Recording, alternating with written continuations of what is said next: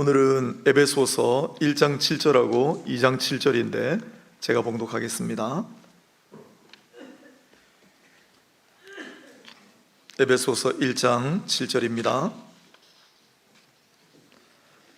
우리는 그리스도 안에서 그의 은혜의 풍성함을 따라 그의 피로 말미암아 속량 곧 죄사함을 받았느니라. 아멘. 2장 7절입니다. 이는 그리스도 예수 안에서 우리에게 자비하심으로써 그 은혜의 지극히 풍성함을 오는 여러 세대에 나타내려 하심이라. 아멘. 우리 종교개혁의 달을 맞아 우리 개신교가 탄생한 배경이 되는 5가지 표어, 우리가 결코 잊을 수 없는 우리 주보 제일 밑에 있는 항상 있을 5가지 표어 가운데 오직 은혜를 올해는 집중적으로 묵상합니다. 오직 은혜로, 첫 시간에는 오직 은혜로 우리는 믿음으로 말미암아 구원받습니다. 오직 은혜로 우리의 죄의 삶, 오늘 본문에도 있지요, 속량함을 받습니다. 오직 은혜로, 그래서 은혜의 복음을 함께 했고, 두 번째 시간에는 나의 나 된 것은 하나님 은혜라, 나의 행한 것도 하나님 은혜라. 그래서 오직 은혜. 두 번째는 은혜의 경륜. 좀 어려운 말이지만 하나님이 은혜로 일하심, 은혜로 행하심. 물론 나도 노력했지요. 나도 최선을 다했지만은 그래도 다 하나님 은혜입니다.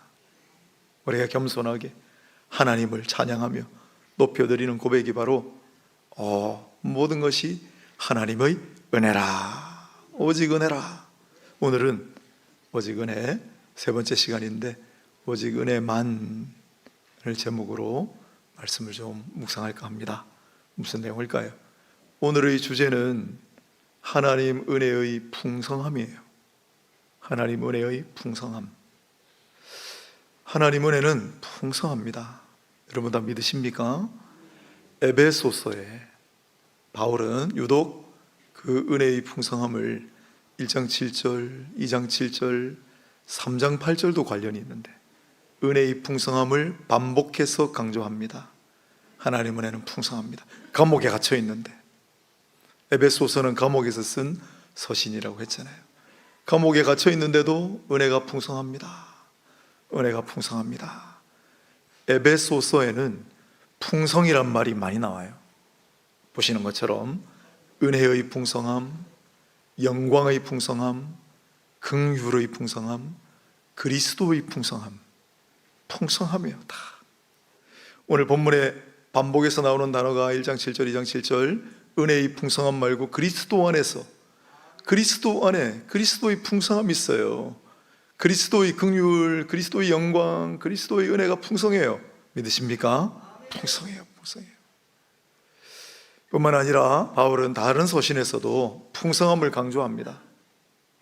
보시면은 여러 가지 풍성함을 또 다른 서신에서 강조하고 있는 것을 보게 됩니다. 화면 하나 넘겨주시면 우리가 함께 보겠습니다. 자, 로마서 2장 4절에 보면 인자와 용서와 인내의 풍성함. 로마서 2장 4절은 뭐라고 되어 있냐면 하나님의 인자하심과 용서하심과 인내하심의 풍성함을 너희가 멸시하느냐, 이렇게 되어 있습니다. 무슨 뜻일까요? 하나님이 얼마나 풍성하신지, 오늘 주제로 다시 돌아오면 하나님 은혜가 얼마나 풍성한지를 너희가 멸시하느냐? 그걸 잘 못 믿냐? 그걸 무시하느냐? 그걸 가볍게 여기느냐? 그런 뜻입니다. 또한 지혜와 지식의 풍성함, 로마서 11장 33절에 예전의 개혁판에는 지혜와 지식의 부요함 해놨는데 이 똑같은 단어가 부, 재물, 부요함, 풍성함으로 다 번역이 되고 복음서에는 부와 재물로 많이 되어 있는데 그러나 서신서에는 풍성함으로 거의 바꿔놨습니다. 또한 너희 쓸 것의 풍성함. 여러분 빌립보서 4장 19절 아시죠? 풍성한 대로 너희 쓸 것을 채우시리라. 하나님 풍성하시다니까요. 거기서 퍼주시고 퍼주셔도 가득해요. 그러니 너희 쓸 것을 풍성한 대로 채우시리라, 이 말씀을 늘 묵상하며 가셔야 합니다. 이처럼 하나님 은혜를 포함하여 우리 하나님은 풍성해요. 풍성해요. 얼마나 은혜가 풍성합니까? 우리 인생의 가장 어려운 문제가 뭐예요? 우리 죄의 문제예요. 우리가 알고 지은 죄, 모르고 지은 죄, 이 죄를 사함받는 길은 우리의 노력과 우리의 공로로는 어림도 없죠. 하지만 하나님 은혜는 풍성하여 우리의 모든 죄를 다 사하신다. 믿음으로 말미암아 우리를 구원에 이르게 하시는 게 은혜의 풍성함이에요. 그렇게 어려운 문제를 해결하셨는데 나머지 우리의 인생의 문제를 해결해 주시고 풀어주실 은혜가 없겠습니까? 없다고 생각하십니까? 불안하십니까? 우리 영혼의 눈물이 흘러도 그거 이 세상의 어떤 것으로도 닦을 수 없는데 하나님의 은혜는 그것을 닦고도 남음이 있을 만큼 풍성합니다. 우리의 마음에 생채기가 있고 아무리 시간이 흘러도 어떤 방법으로도 아물지 않는 상처가 있어도 그 생채기와 상처도 깨끗하게 하시는 하나님의 은혜가 풍성합니다. 하나님의 은혜는 풍성해요. 여러분, 주님의 은혜가 풍성합니다. 뭘 걱정합니까? 주님의 은혜가 풍성한데 뭘 망설입니까? 무슨 미래에 대한 불안과 근심을 가지고 있습니까? 주님의 은혜가 이토록 풍성한데. 그런데 우리는 좀 모자라다고 생각해요. 예. 우리 오직 은혜의 반대말이 여러분 뭔 걸로 생각하세요? 오직 은혜의 반대말. 저기도 있지만 오직 나 홀로, 오직 나 혼자 힘으로, 오직 내 스스로 할 수 있다. 내지는 그래 하나님의 은혜가 있겠지, 하지만 하나님의 은혜 말고 뭔가 더 있어야 되지 않나? 라는 생각. 사도 바울이 이 시대에 누구와 싸웠습니까? 하나님 은혜 말고 율법을 지키는 거, 우리의 행위도 뭔가 있어야 우리가 구원받지 않는가 라는 생각을 하고 있는 사람들과 그토록 싸운 거예요. 오직 나 혼자, 내지는 하나님 은혜 말고 뭔가 다른 게 있어야 하는, 하나님의 은혜로는 뭔가 부족하다고 생각하는, 그렇지 않습니다. 그러다 보면 율법의 준수를 강조하거나 뭔가를 자꾸 하게끔 하거나 자기 의와 공로를 강조하는 경향이 생기고, 그렇게 되면 기독교는 은혜의 종교가 아니라 율법의 종교로 전락하고 오직 은혜가 아니라 율법주의나 행위주의로 전락할 위험성이 높습니다. 우리가 은혜의 신앙을 가지고 있어야 우리가 은혜의 삶을 살아갈 수 있어요. 그러나 내 혼자 힘으로 오직 또 뭔가 다른 게 있어야 되지 않나 이런 생각을 하게 되면 육체의 삶을 살아가게 됩니다. 은혜의 삶과 육체의 삶은 어떻게 다를까요? 은혜의 삶은 의로운 삶으로 우리를 인도합니다. 그런데 육체의 삶은 외로운 삶으로 우리를 인도해요.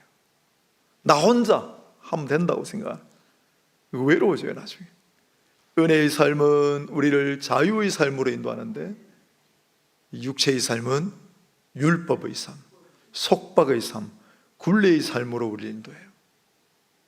육체의 삶은 결국 혼자 할 수 있을 거라고 생각하지만, 내가 스스로 나를 구원할 수 있을 거라고 생각하지만, 내 혼자 힘으로 스스로 나를 행복하게 만들 수 있을 거라고 생각하지만 결국은 깨어진 삶으로 결말이 나요. 그러나 은혜의 삶은 온전한 삶, 샬롬, 평강의 삶, 승리의 삶으로 우리를 인도합니다. 그래서 우리는 은혜의 삶을 살아야 돼요. 오직 은혜의 신앙으로 살아가야 합니다. 은혜 운동이라는 걸 주관하시는 분이 있는데, 외국분인데 이해하고 들으십시오. 스티븐 맥베이라는 사람이 이런 글을 써놨습니다. 잘 들어보세요. 우리는 은혜의 기반 위에서 이렇게 기도하는 그리스도인이 되어야 한다는 거예요.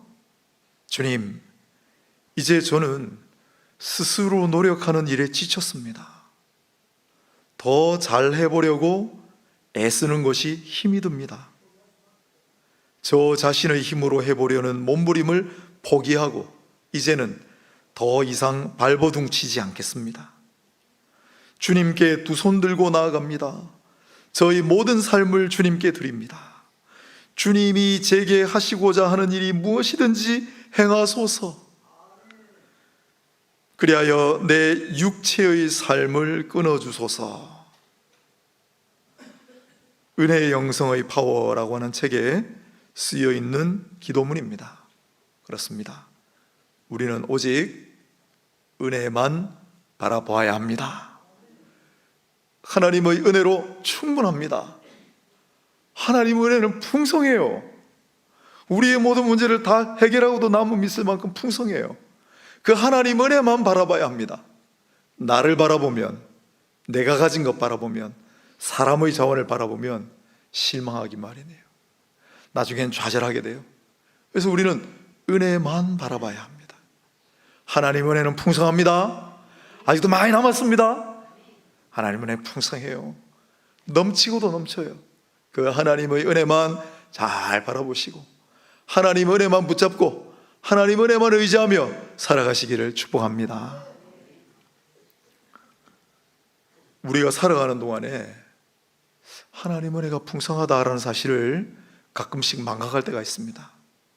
언제 주로 그런가? 시련과 역경이 찾아오고 고난과 환난의 상황 속에 그렇습니다. 정말 힘들고 어려울 때 우리를 생각합니다. 하나님이 왜 나를 외면하실까? 하나님이 나를 버리셨나? 하나님이 내 이렇게 힘든데 왜 은혜를 주시지 않지? 여러분 솔직히 그런 생각할 때 있습니까? 없습니까?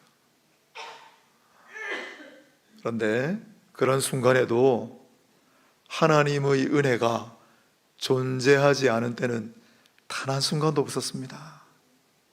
언제 어디서나 하나님의 은혜가 있습니다. 하나님의 은혜는 풍성하기 때문에. 사도 바울이 에베소서를 쓴 것은 감옥에서예요. 에베소서 6장에 쇠사슬 이야기도 나온다고 그랬잖아요. 그가 자기 육신을 꽁꽁 얽어맨 쇠사슬에 갇혀 있었던지 아니면 영적으로 쇠사슬에 갇혀 있었던지 로마의 감옥에 갇혀 있다는 것은 괴로운 일입니다. 힘든 상황입니다. 정말 모진 시련과 역경을 만난 겁니다. 그럼에도 불구하고 바울은 이 에베소서를 쓸 때 감옥에 갇혀 있을 때였지만은 내가 갇힌 자라 3장 1절 4장 1절 거듭 이야기하지만 그럼에도 불구하고 수도 없이 은혜에 관해 말한다는 사실을 우리가 보지 않았습니까? 감옥 속에서 그토록 힘든 순간인데도 하나님의 은혜가 있더라는 거예요. 바울뿐만 아니고 모든 이들에게도 마찬가지입니다. 정말 힘들고 못 견디겠다고 생각하는 상황에도 하나님 은혜가 있습니다. 고린도 후서에도 바울이 이렇게 적어놨어요. 나에게 이르시기를 내 은혜가 내게 족하도다. 이는 내 능력이 약한 데서 온전하여짐이라 하시니라.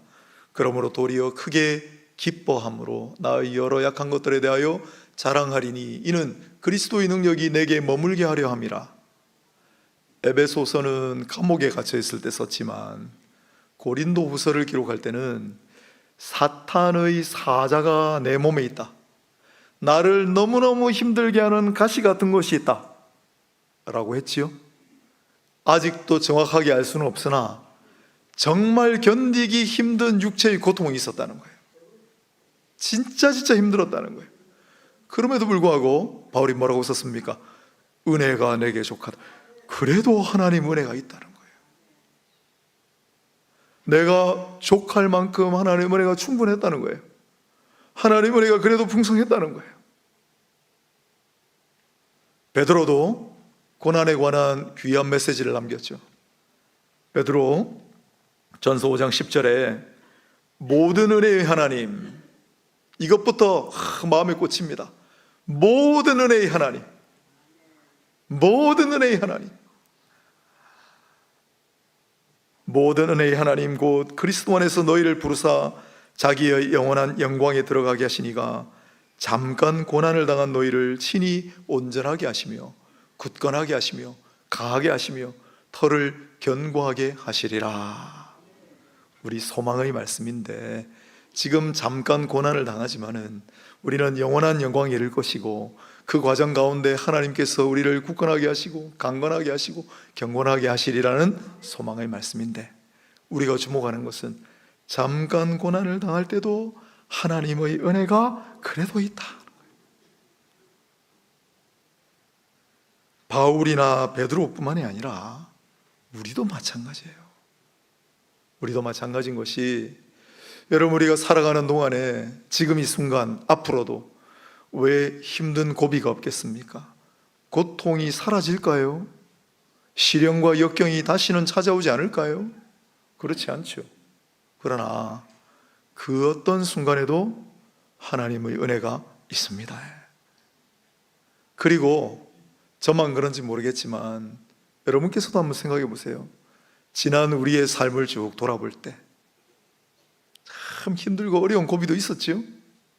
그런데 그때마다 부어주신 하나님의 은혜로 그 힘들고 고통스러운 시간, 우리를 그토록 힘들게 했고 고통스럽게 했던 것들은 자꾸자꾸 사라지고 잊어먹고 은혜만 남습니다.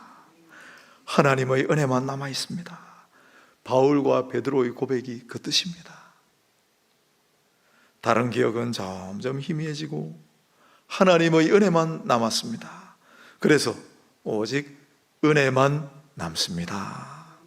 또는 오직 은혜만 남게 하소서.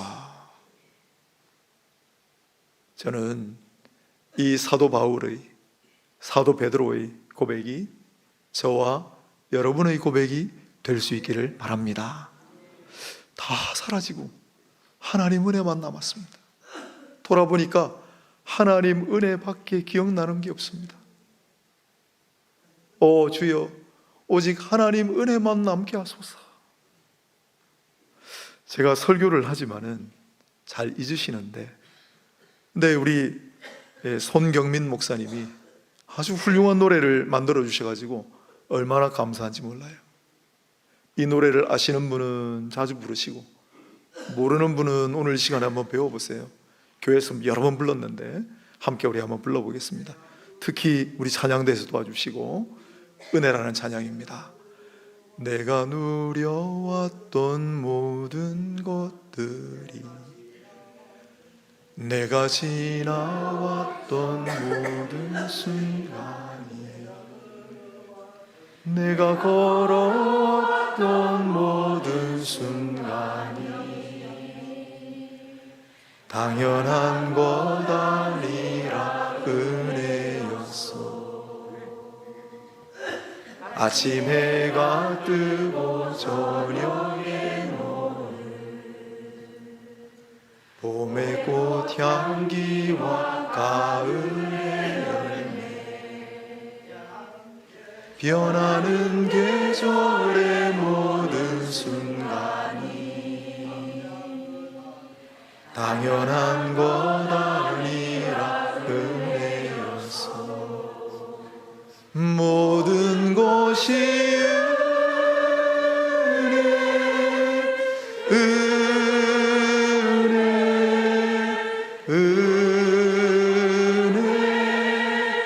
한없는 은혜, 내 삶에 당연한 것 하나도 없었던 것을 모든 것이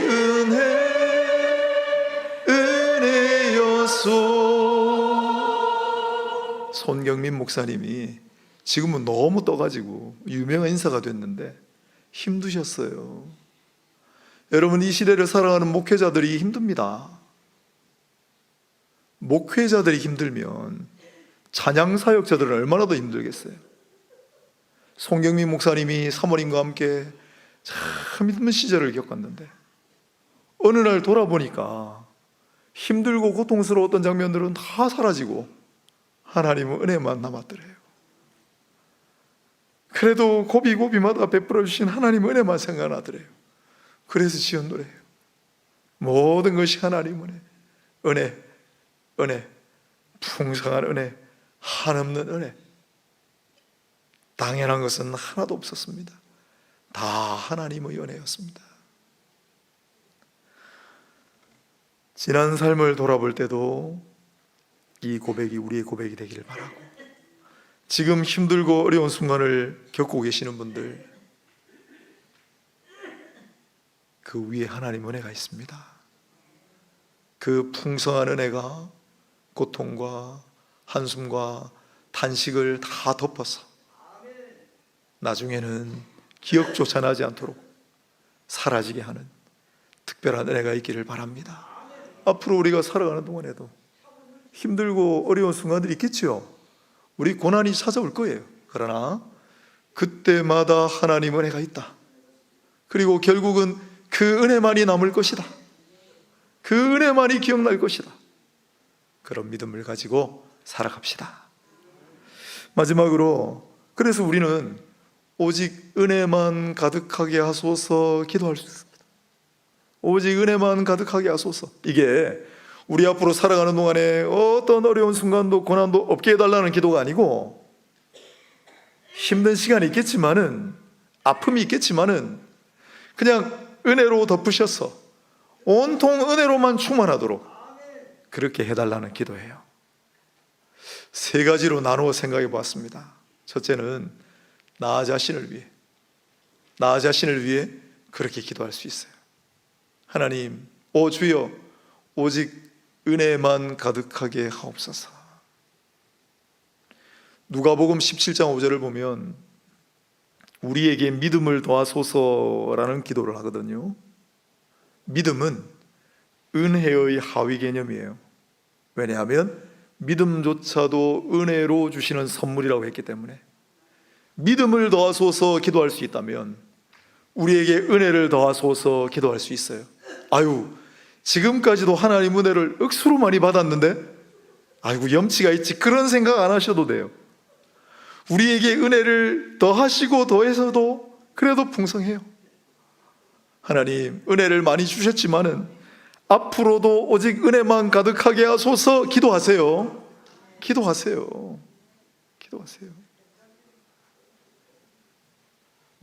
아버지의 독생자의 영광이니 은혜와 진리가 충만하더라. 요한복음 1장 14절. 은혜 위에 은혜라라. 은혜 위에 은혜가 있다. 우리 은혜 위에 은혜를 더하소서, 오직 은혜만 가득하게 하소서 기도하는 저와 여러분이 되시기를 바랍니다.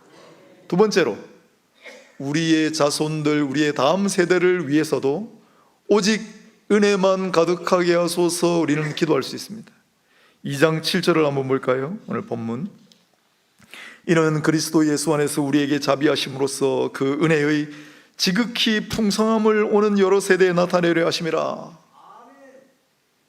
나뿐만 아니고 내 다음 세대, 내 자녀들, 우리 후손들을 위해서도 주님, 내 자식들, 우리의 다음 세대들 오직 은혜만 가득하게 하옵소서. 우리 기도해야 합니다. 여러분, 내 자녀에게 딱 한 가지만 물려줄 수 있다면 여러분 무슨 신앙을 물려주시겠습니까? 은혜의 신앙을 물려주셔야 됩니다. 은혜의 신앙을 물려주셔야 됩니다. 우리는 오직 은혜로 구원받는 걸 안다. 오직 은혜로 주시는 선물이 믿음으로 말미암아 우리는 죄사함을 받는단다.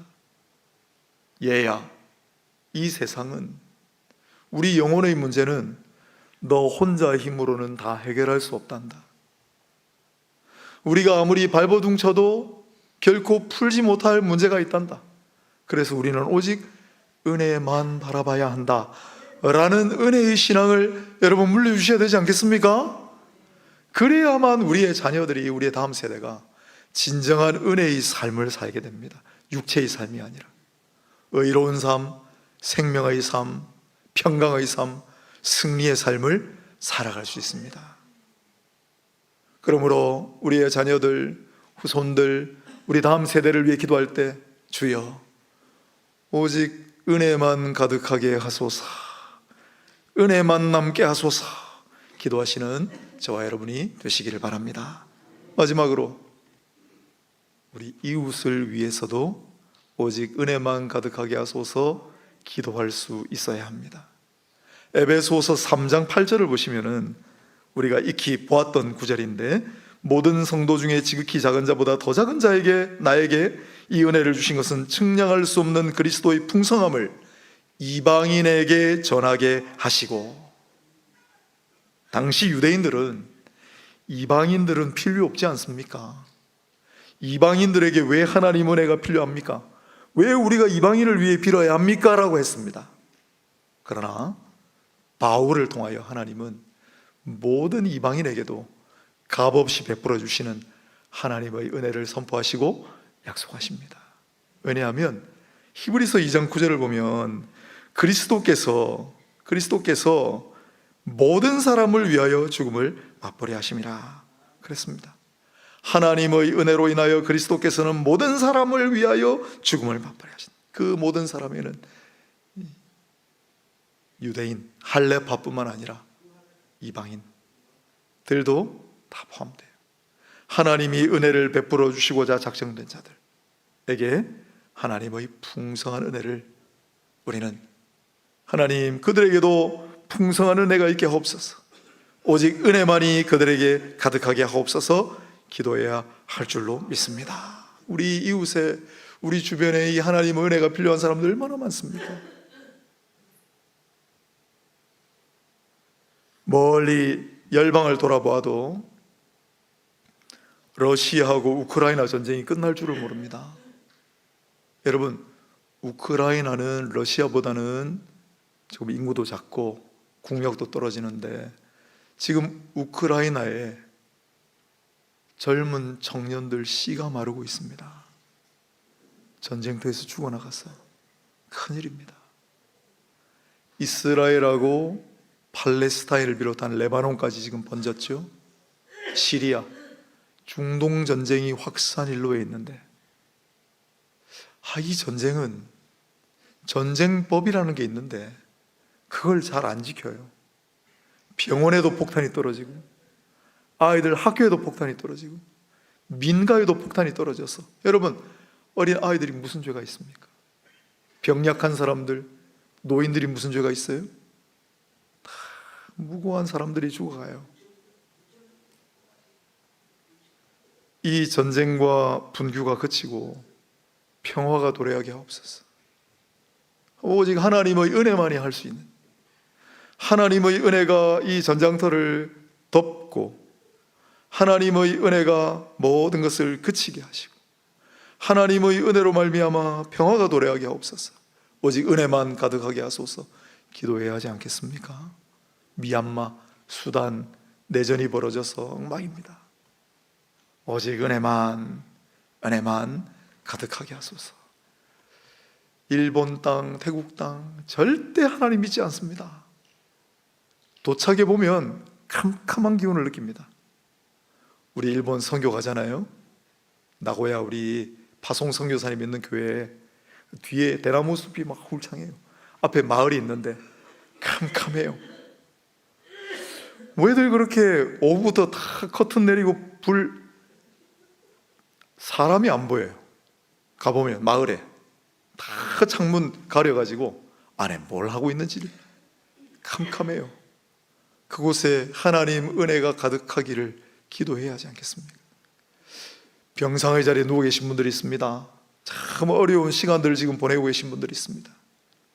오직 하나님의 은혜만 가득하기를 기도해야 하지 않겠습니까? 오늘 오직 은혜만 세 가지를 함께 묵상하는 겁니다. 첫째는 오직 은혜만 바라보아요. 나를 바라보지 말고 다른 거 의지하지 말고 오직 은혜만 바라봅시다. 왜? 하나님의 은혜는 차고도 넘치니까, 풍성하니까, 내 문제를 해결해 주시고도 남으니까, 나에게 퍼주시고도 남으니까. 두 번째는 오직 은혜만 남게 하소서. 힘들고 지치고 고단한 시간이 있지만 하나님 날 버리셨나요? 하나님 나를 외면하시나요? 하나님 이제 나에게 아무런 은혜를 베풀어 주시지 않나요? 라는 생각이 들더라도 아니요, 그 순간에도 하나님 은혜가 있습니다. 그리고 지나면 하나님 은혜만 남을까요? 하나님 은혜만 남았도다. 하나님 은혜만 남는구나. 하나님 은혜만 남게 하소서. 그렇게 살아갑시다. 마지막으로 오직 하나님 은혜만 가득하게 하소서. 주의 은혜만 가득하게 하소서. 우리를 위하여, 우리의 자손들을 위하여, 이웃을 위하여 기도하고 나가는 은혜의 성도님들 되시기를 축복합니다. 기도하겠습니다. 하나님, 우리는 지금까지 하나님 은혜로 살았고 다시 하나님 은혜만 의지하며 살기로 다짐하고 앞으로도 하나님 은혜로만 살아갈 것입니다. 은혜의 성도들, 은혜의 교회, 은혜의 가정들 삼아 주시옵소서. 오직 주의 은혜만 남았습니다. 주의 은혜만 바라보렵니다. 오직 은혜만 가득하게 하소서. 기도하고 나가는 모두가 되게 하옵소서. 예수님의 거룩하신 이름 받들어 기도드립니다. 아멘.